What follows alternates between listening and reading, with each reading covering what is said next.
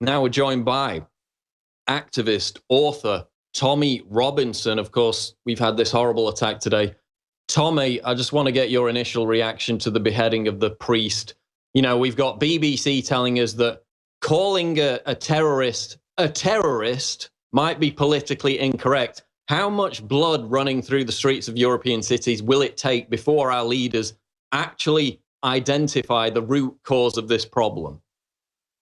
I don't think our leaders are going to. I don't think it's going to come from our leaders. I think it's going to have to eventually come from the people. When we look at this most recent attack, it's daily now. It's daily. But still we've seen the same reactions. When you look at what's recently gone on, you look at all these terrorist attacks, you look at Nice, you look to Germany, you look to today, you look at everything that's gone on. There's still ships going and bringing more refugees in as this is happening. Every day. There's not like any steps have been taken at all to fortify or protect the citizens of Europe. We're still bringing people in. We don't know who they are. Was it yesterday, today? There's been a murder in the Calais jungle, in the refugee camp in Calais, where those people who are committing that murder and committing these robberies and committing this violence will soon be in the back of a lorry and jumping out of the M25 or jumping out in Todderton just 10 minutes from my house. It's still happening. Nothing's been done. So nothing's changed. And when you talk about what will our leaders do, Lee Rigby got beheaded. David Cameron set up a government task force who had a 5-year plan. And I remember saying at the start of that 5-year plan, we're going to be in a worse situation in 5 years. You're not going to solve anything. During those 5 years, we've allowed 2,000 British Muslims to go and fight and train with ISIS. We've allowed 450 of them to come back. I believe today's terrorist was walking around with a tag on his ankle, electronic tag. He's a terrorist. He's already a convicted terrorist. We know he's a terrorist. What is he doing walking the streets of our cities with us waiting to be targeted? No, that's right. I mean, the French Prime Minister Valls, a couple of years ago said, listen, we know these jihadists are coming in and out of the country. They're going to Syria to fight for ISIS. We're just going to let them back in because we want to overthrow ISIS. They're not attacking France or Europe. Well, now they are. You talked about the migrant attack. We've got people in these migrant attack camps hacking each other up because of their inner tribal differences, between Afghans and Northern Africans. I mean, if they have that kind of behavior towards each other, even though they're all Islamists, I mean, Lauren Southern went to the Calais camp and they were saying, yeah, we have actual ISIS supporters here. And what are they going to do when they come into the West? Well, we know what they're going to do because they're doing it almost every day. We got 21% of Syrian migrants, according to polls, support ISIS. 21%. We've got over 1 million, coming into Germany. Not all of them are Syrian. A lot of them are economic migrants taking advantage of it. But 21% of the Syrians alone support ISIS. We've got 35% of Muslims living in France support suicide bombings. So when they say, oh, it's just a tiny minority, why are you castigating all Muslims? Well, Tommy, I made the point earlier. After somebody draws a stupid cartoon of Muhammad, they're out globally rioting. But after every single Islamic terror attack, how many Muslims are out on the streets protesting? How many of them are out there saying, not in my name? Basically none. There's none. And you've just made the point again. Like, for example, the attack recently on the train in Germany, yeah?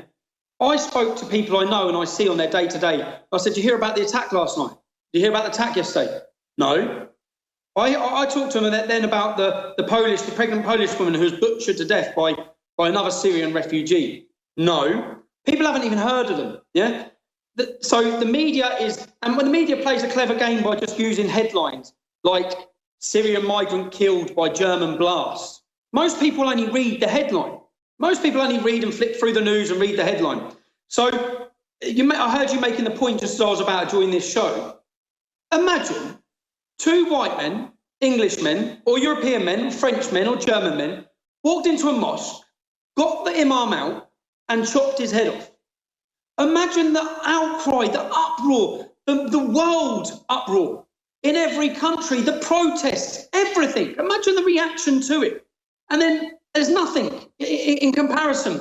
And then when we talk about, so then we hear the argument that, well, actually, the Polish pregnant girl who was murdered, she was in a previous relationship with this man. That's where we differ. We are bringing in, well, Angela Merkel brought in 1 million young fighting-age Muslim men who are culturally different to us, morally, ethically, their belief system is the opposite to ours. Right and wrong are completely different. There was a girl in Sweden who had petrol poured over her and was burned to death because she finished a relationship with an Afghan refugee. Because in his country, you can't finish that relationship. We're bringing in people and putting ourselves in danger, putting our communities in danger.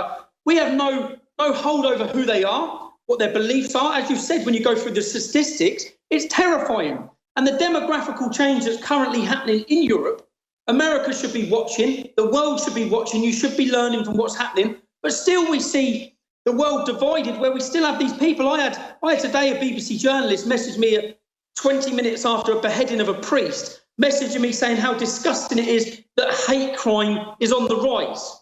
Like I'm supposed to be bothered or care that someone's got a dirty look on a train or on a bus, because that's the problem. And they make more of a deal is made by the media. Just recently you had 2 men in England who put some bacon on a mosque door handle. They've been sentenced to 9 months in prison. They're in prison now, probably being beaten by Muslim gangs because they control our prison systems, because our prison systems are like ISIS training camps. They're being beaten for simply putting bacon. Now, it's a pretty stupid thing to have done, yeah? And so is hate crime, but it's speech. No one's getting hurt. But yet we're coming down and stamping down, and the authorities will crush anyone who dares to do any of these things. Now, I don't see I get so angry and so frustrated daily at what's happening and the path we're being led down, because we're all going to have to pick up the pieces of this mess that our liberal, pathetic, weak leaders have got us into. And they're still continuing. It's not like, and the problem you'll face, which Europe will face, and it's going to happen, and God forbid, I don't want it to happen, but it will happen. At some point, Europeans are going to react to this. Now, the reason why they react to it in a disgusting, barbaric way, which will happen, is because when there's no light at the end of the tunnel, when no one sees a political solution, when they don't see their police force or their military or their leaders or anybody stepping in to deal with this problem, to put their citizens' safety first, first and foremost, the safety must be of European citizens, not helping people from Libya, Syria, Afghanistan, Iraq, people who despise our culture and our way of life. Your job as our leaders, you're elected by us to keep us safe. You've failed to keep a priest safe today. You've failed by putting an electric tag on a terrorist rather than interning him and putting him in a prisoner of war camp, which is where he should be. We are at war. We are at war, and it's a war we will not win if we can't even identify who we're fighting. And we can't even begin to take all these liberal, pathetic ways of dealing with these terrorists, these ways of dealing with this pure hatred and vile poison, by putting an electric tag on their ankles, by sending them on courses and rehabilitation courses, anti-extremism courses. The most recent terrorist in Australia had just finished his anti-radicalisation programme. Is pathetic. And what you will see and what we will see, if Marine Le Pen was in power, would a terrorist be walking around France with a tag around his ankle?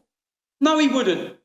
No, he wouldn't. It's about time we got rid of these weak, pathetic leaders and replace them with people who will put their country's people first, their safety, their security, their military.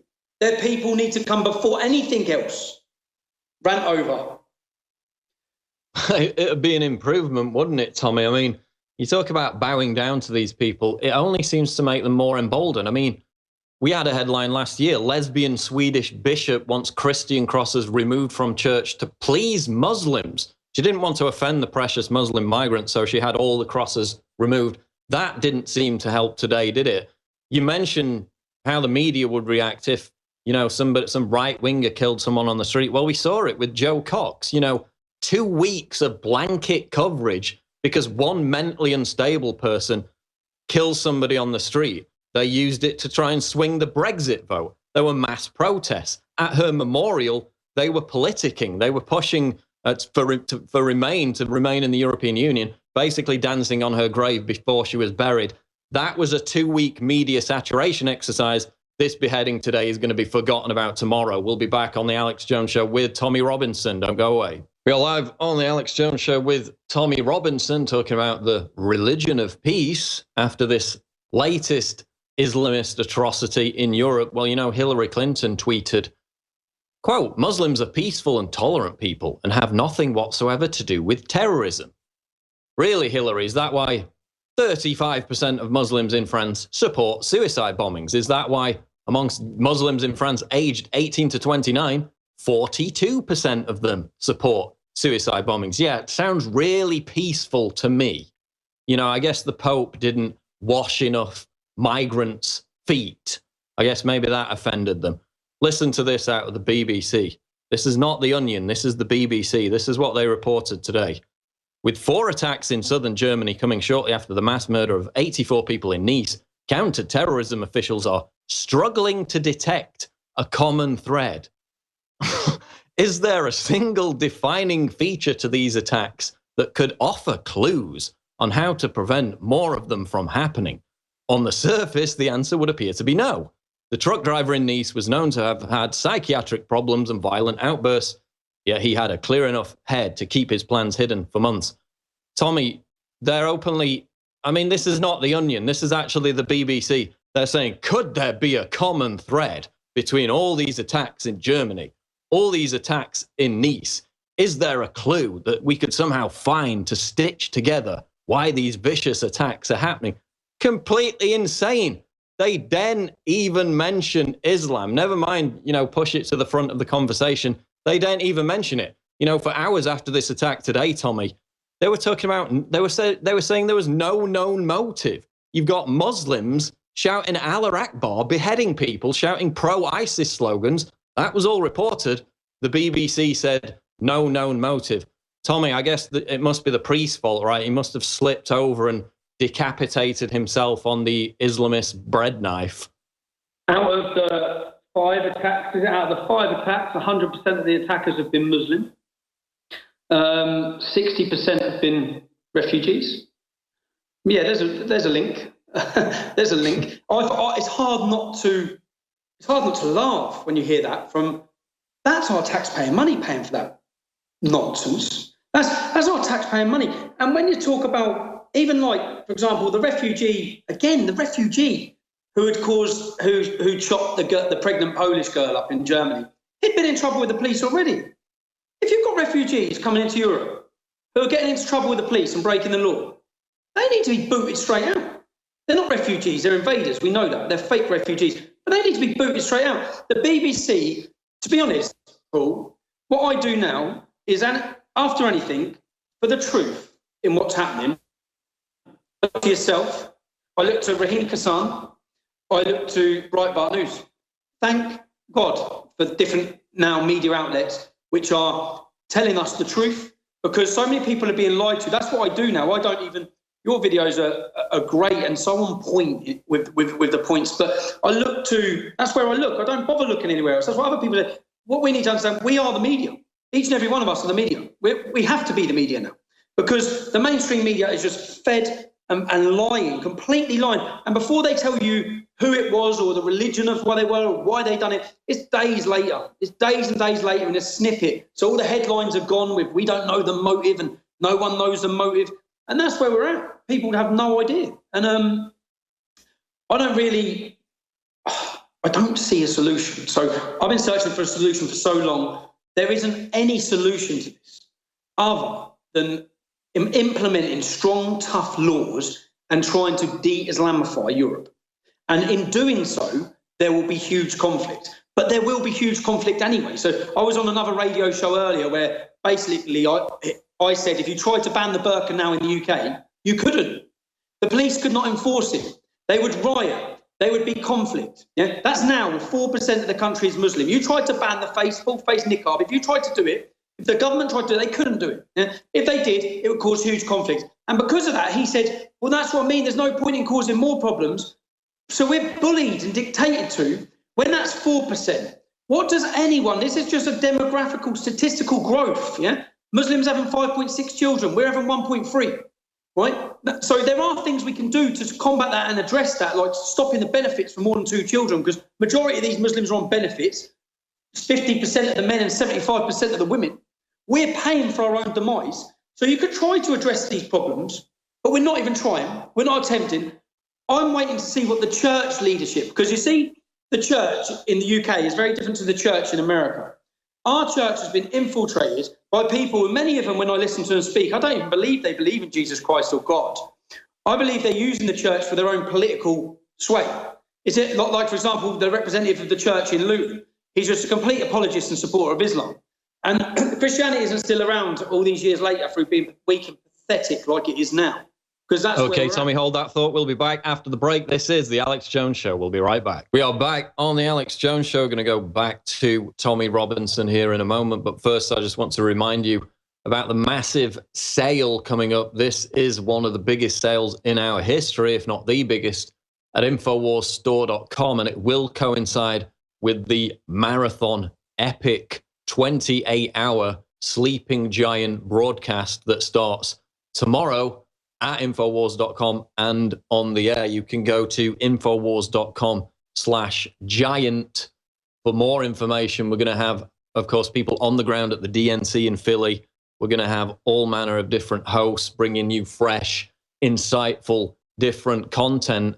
So be sure to tune in at Infowars.com/giant and take advantage of that huge sale at InfoWarsStore.com, where we have fresh in stock the Bill Clinton rape T-shirt that triggered Cenk Uygur in that now infamous confrontation with the Young Turks at the RNC. If you think Hillary for president was a conversation starter, was a headline maker, then wait until we see the impact of the Bill Clinton rape T-shirt, and you can get that at InfoWarsStore.com. Again, Infowars.com/giant for all the information on that marathon, historic 28-hour broadcast that's set to begin tomorrow. Be sure to join us for that. Now, Tommy, you were talking before the break about, riots. If they banned the burqa, the Muslims would riot in the United Kingdom. It's like in America, they can kill some criminal thug who attacks a cop. People riot over it, and the leftist media supports them. We had Time magazine in defense of rioting. That was their headline. So if people on the left, if so-called minorities have riots, it's a social justice cause, and they're supported by the leftist media. But God forbid, and we're not encouraging it, but I'm not joking when I say the conversation, the narrative in this country is there's more outrage about people being mean to Muslims on a bus than there is actual Islamist atrocities happening throughout Europe. That's not hyperbole, that's real. But if, God forbid, you had some disturbance by Pegida, they would classify it, they would characterize it as some right-wing Nazi apocalypse. If you had anything whatsoever, they would be all over it, framing that in those pejorative terms. But Tommy, there was a comment by Old Holborn, who is quite a prolific commentator on Twitter. He said, quote, "Beheading a Catholic priest in a church in France will unleash some serious public disorder. This is a game changer. We've got council members saying that people are joining gun clubs, they're getting weapons in France. We've got the head of the French police saying this is almost about to lead to civil war." Is that likely in your view, or will French people continue to just, curl up in a fetal position and hug a Muslim and hope that everything's going to be okay? I don't think I don't think it's going to happen yet. No, I think that inevitably, yes, they have to do something huge. Unfortunately, one person dying, whether it be a priest or anyone, they're going to have to do something where thousands die, thousands. But then, in order for people to, in our country, everyone's become so selfish, so selfish for themselves, and so long as they're okay. And they're okay, and even if they've moved out, I see it even with my friends, who they've made a bit of money, and they're all working, and they've all got jobs, and they're all mortgaged and financed up to the top that they can. They can't step out of line in case their job's affected, in case they lose their career, because they'll lose their house, they'll lose this, and they just sit, and as long as they're okay in their house. So all the problems are in Luton, so then everyone leaves Luton and moves to these nice areas, and then they don't care what's happening anymore. And that's what we've created, a generation of selfish cowards. Now, at some point, those people are going to have to realise that the problems that they've moved away from are going to come to where they are. If not where they're going to come to where they are, their children are going to have to deal with them. Now, once people accept that, once the British public understand the reality of Islam and the agenda and what it's going to bring, Once people understand that, I believe we'll see a revolution style of a revolution, because people, when the time comes, people will stand up. I always used to think, I've gone through many things, and I used to convince myself, when I was leading the English Defence League, I convinced myself that if they kill me, it's going to be the final thing in this country, because defining moments change the direction of a country's history. Bloody Sunday changed the direction of not Northern Ireland. Who knows what that moment's going to be? But if it's not a soldier being beheaded like Lee Rigby, if it's not a Catholic priest being beheaded in his church, what the hell is it going to be? When are people going to rise up? When are people going to stand up? When are people going to look at themselves and take a hard, long look at themselves? And every Englishman or every European man who's watching this and reading this and listening to this, when are you going to do so? What are you going to do? If you can't, everyone has a role to play. I'm not saying go out and start rioting, start killing, start kicking off. But people, even when marches are organised or rallies are organised, people are scared to go on them. Well, you can't be scared. And it frustrates me even at my own country's men. It just frustrates me. I think, what have we become? When you look at our history and you look where we come from and you look at our forefathers and what people gave and sacrificed in order to hand down this beautiful country to us, this beautiful lifestyle, this beautiful freedom, and you're just letting it all go. We're letting it go bit by bit by bit. And the future, Americans who are watching this, you have an opportunity, you have a chance to change the world, to save the world in your next election. Because if you vote for if Hillary Clinton is elected as a world leader, it's going worse. And that's every time you think it can't get worse or the future can't get any more depressing, it does. But then you see currently, I see people shining through and people coming through and politicians, whether it be Marie Le Pen, whether it be Geert Wilders, whether it be Donald Trump. I don't know all of Donald Trump's political views. What I know is that he's moved the goalposts for the debate, which needed to be done, because for too long people are too scared to say this. So it's so refreshing when you see someone just stand up and speak honestly without worrying about the people who are financing him and backing him and worrying about their money and their profit.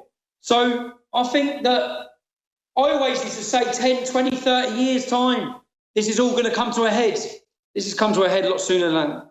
It's coming to a head a lot sooner than that. And actually, if you look at Al-Qaeda's plan, this is one thing that when I read their plan 12 years ago, when one of their leaders was speaking about their plans for what they're going to do, it spoke about how weak the West would be after intervening in the Middle East with Iraq and Afghanistan. They were predicting everything, how weak we'd be. So when they do launch their caliphate in Islamic State, we will not send our military in. Yeah? Then it gives a 4-year plan every 4 years of what they'll be doing. 2016, it says total confrontation with the non-believers. Now, what happened on New Year's Eve? New Year's Eve of 2016. What happened on the New Year's Eve? The first day of 2016, they attacked 1,000 women in Cologne alone.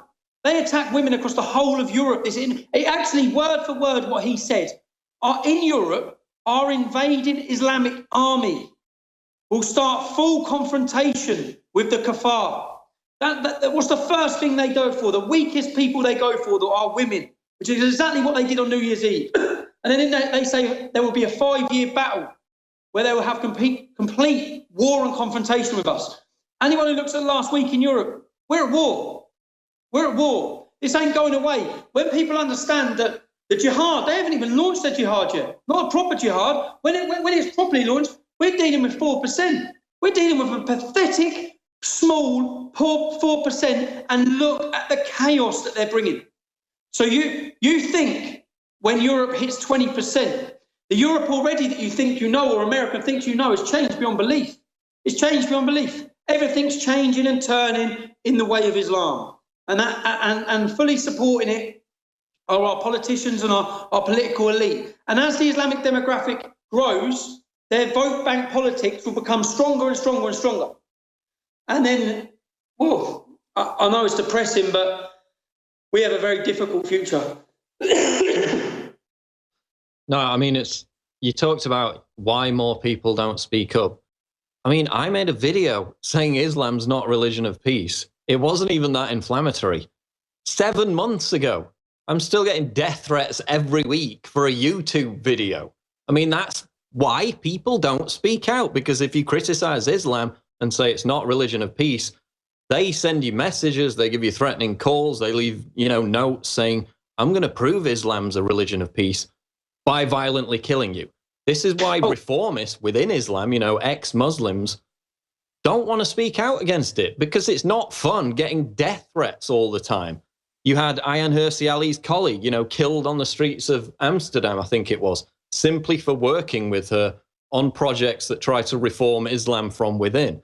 It's an environment, that encourages intimidation and violent threats to anyone who questions this religion. Then you've got pressure from above. My cousin, who is gay, retweeted me when I criticized Saudi Arabia for executing gay people. He was hauled in, works for a major university, was hauled into a meeting and said, you can't even retweet that information because it might offend the Saudi Arabian students who are coming to our college. And, concurrent to this, they'll have gay pride marches and they'll fly a rainbow flag over the university. But God forbid you would actually try to criticize governments that execute homosexuals. That might offend somebody. That's bad. And so people are scared to talk out because they might get death threats. They might lose their lives, or at the very least, they might lose their jobs and their careers because of this public shaming culture. That's why the left is just as much to blame for this. Correct, Tommy? I've experienced everything you've just spoke about. In my 5-6 years of leading the English Defence League, I had school teachers on the phone in tears to me because what the left, and these are organisations that are funded by people supporting open borders, many of whom have funded them from America, such as Searchlight, Hope Not Hate. What they do is, say you've got a member of one of my organisations and he's making comments about Islam. Free speech, not inciting hate, just telling the truth about Islam. And he works for BMW, for example. Then they would screenshot everything. Then they would contact the HR department of BMW. These people are being paid to do this. They're being paid to do this, and it works. It's a tactic that works as well. Because before you know it, that's why when people use fake names, I get a lot of hassle. You use a pseudonym and people don't, and at our demonstrations, people cover their faces. You're going to lose your job. You're going to lose your career. What you have to understand as well is many people, for example, people that I know, their bosses will be Muslim. This isn't everywhere. They're infiltrated everywhere at different levels. And this is a far left tactic, which is quite a successful tactic that they use to intimidate people into silence. But it's also quite encouraging when you have people, I feel, Milo this week, I think is brilliant. When I see someone who doesn't care, that's the attitude. When I see someone who just doesn't care, yeah, what anyone's going to say or do, I think it's brilliant. Yourself, I know it's not like you don't get scared, because if you walked through Luton, buddy, you'd get attacked. You'd get violently attacked.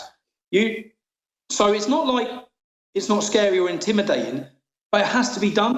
And I always think that the more people that do it, the more inspiration it gives to others to do it. And all we're doing is telling the truth. But in the times that we're currently facing, telling the truth is a revolutionary act. That's it. That's where we're at. And everyone is scared. And I always said, when I walk through Luton and there's plenty of videos, I've been punched, I've been beaten, I've been attacked. That's why my local politician didn't say what I say. Because he probably quite enjoys walking through Luton and going across to coffee. Yeah? And that's the same with everyone. Most politicians, and I know from my experience, and I've been on to every debate show, every talk show in the UK, whether it be Newsnight, all of them. Yeah? And everywhere I go, I don't get a bad reception. And in fact, everyone shakes my hand and tells me to keep going. So I even know the people interviewing me, who when the camera's on, they're grilling me and giving me a hard time. But as soon as the camera's off, they're shaking my hand and saying they admire what I do. And because they're scared, because everyone's scared. And you said, like, there's more of a hoo-ha about, there is a very loud, prominent voice given to the far left, these apologists, these liberals, but they're not the majority at all. The majority of people in the UK have had enough of Islam and the effect it's going to have on our nation and our children's future. The majority of people. That's the reality. So we've been punching well below our weight for a long time, but we need to understand that we're on the majority side, not some minority. We've seen that even with the Brexit case and people trying to vote for Brexit, and the way they tried to turn that into a race issue, which it never was. It was a vote for culture, and identity before it was a vote for the economy, but which they kept crying on about. But yeah, I don't know. We are in big problems. Well, I mean, the majority of Sikhs voted for Brexit? Are they racist right-wingers? I think the point to make is, it's an unfortunate term, but if we've got a target-rich environment where everybody is speaking out against Islam, there won't be so much pressure on people like you. It won't be as easy to demonize people like you because, again, there'll be a lot more people speaking out. The balance, the load will be more balanced amongst those people, and they won't be able to isolate and attack us, both in terms of character assassination and actual assassination, actual death threats. Let's just finish up with this, though. I'm predicting next, and this is what Al-Qaeda have called for, their leader, they're going to start abducting and killing celebrities. That's their next big step up that they're going to do. You put out a tweet talking about Muslims gaining control of commercial airliners. Tell us about that, because we know they've got the jihadists actually working in secure areas of major airports throughout Europe, right? What was it? It was in the hundreds before the Euro 2016. It was in the hundreds of Muslims who were on terror watch lists had got jobs in the Euro 2016 football tournament scene. We've seen, I believe it may be up to 30 or 40 police officers have been booted out in Paris alone due to their links to radical extremist organisations. It's only a matter of time because God forbid you can't just sack them, which they don't. Yeah. For example, when we had the most extremist organisation, Al Mujahideen, when we had them protest against our armed forces in the UK, one of the main people was a baggage handler at Luton Airport. He was a baggage handler at Luton Airport. So how far away are we? That's why I said, how far away are we from a Muslim who, there are plenty of Muslim pilots now, ordinary Muslim pilots. How far away are we from one of them being switched on? Because that's all this is. They're switched on to their jihad, switched on to Islam, and taking down a passenger plane. And all these things, that's why we have to start putting in, which whether people say they're unfair laws or not, we have to put things in play that protect our citizens. And yeah, when you're on about celebrities as well, I think the next thing that's going to happen, and God forbid, you said, how long is it till people react? I believe in the Northern Ireland style conflict, there were 2 IRA bombings a day, 2 attacks a day when a paramilitary British terrorist organisation was set up. We don't want that. No one wants that. But our leaders, our political leaders, our politicians, they must start dealing with this problem. Because when you, as you said, when you have a political platform or a process where you can demonstrate, that's what democracy is. When you're angry, you demonstrate. They try and take that away from you. Like, I face court. Think about this. In France, in Nice, look at what happened in Nice. Look at what happened today. I'm in court on September 19th in the UK for having a fuck ISIS flag. In France, not in the UK. So I was in France at a football game and I had my picture taken with a flag, and the British authorities come round my house, come in my house with my wife and children there, take me to court, and now I face charges where they're trying to give me a ban. Okay, we'll be back, Tommy. We are back. Final segment of the Alex Jones Show. Remember, tomorrow is Operation Sleeping Giant, the marathon, historic 28-hour broadcast. Again, begins tomorrow. All the information is at infowars.com/giant. You can also support us by getting the products at infowarsstore.com. Now, Tommy reminded me of a story which happened, I think it was last summer here in London. There was a guy openly walking around Westminster and the Houses of Parliament draped in an ISIS flag. The police didn't even take him in for questioning. They let him go. Meanwhile, Tommy is over there at the Euro 2016 football tournament, has an F-ISIS flag, basically making fun of a terrorist organization, and now he's being charged. Tommy, tell us about that. And then in the final few minutes, just tell people how they can support you, how they can get your book and follow you on Twitter. Go ahead. Cool. So, yeah, let's look at the reasons why the police and the authorities do this. In fact, I've got the police from Luton, the Beds police, have openly said, and I've got a recording of them saying it, that they've been forced to do this to me by the Home Office. So I'm in France. I have a Royal Marine, a black British Royal Marine, who has a flag. And he says, can I have his photo? I have my photo taken with him. I hold the flag out, and it has F-ISIS on the front of it. That's what, when I returned home from the football, from the Euros, my children come running upstairs, crying their eyes out, Daddy, police are here, police are here. I go down, there's 3 police officers. Say, what are you doing in my house? They're there over this. And that's the comparison. People were walking around with ISIS flags in the UK, nothing. But the reason for this is all part of the same campaign you talk about, of intimidation. I said to them, you're here to intimidate me, to intimidate my family, to harass us into silence. And they've been trying it for 6 years. I don't know why they don't just give up, because no matter what they do or say or try to do, I'm not going to be silent, ever, in anything they try. They should just get that message and give up on it, but they don't. But it does cause me, whether they succeed, do they succeed? Yes, my children were crying. Yes, my wife was upset. Yes, it disrupts my home life. Yes, the next day, rather than going to see my mum in hospital, I have to go to the court. Now I have another court case pending again and again. It costs money, finance, and it takes up your time and your energy. And I know when I walk into that court, I'm never going to get convicted of anything. What have I done? I've done nothing. But they don't, by that time, they've already got a sentence out of you anyway, because for the last 6 years, I've had court case after court case after court case for stupid little things like this. But it all sort of weighs on your shoulders and causes you problems, and it's a strain on your life. And that's what they want to do. And it's a chilling effect, isn't it? It prevents other people from saying the same kind of thing. It does, yeah. It has the effect. People look at what they're doing. I had it in the early days of the EDL when they started kicking off my doors. I had my other friends stepping back. Well, I don't want my door kicked in. Even though they're kicking your door in for no reason and they're not charging you, but it has the effect. People see it. People feel fearful. It's like a police state. And, so I'm in court for that on September 19th. I'm actually quite looking forward to it now, if I'm honest, now, because I can't wait to see their argument. And now that the media have got involved, now that everyone's watching what's going on, I can't wait to see them try and argue that I shouldn't have a flag that says F-ISIS in France. It's amazing. Tommy, we just got about 30 seconds left. Tell people how they can get your book, how they can find you on Twitter. You can buy my book currently on Amazon. It's Tommy Robinson, Enemy of the State. It's on Kindle. You can download it in America. You can download it wherever you are. It's a story of my life.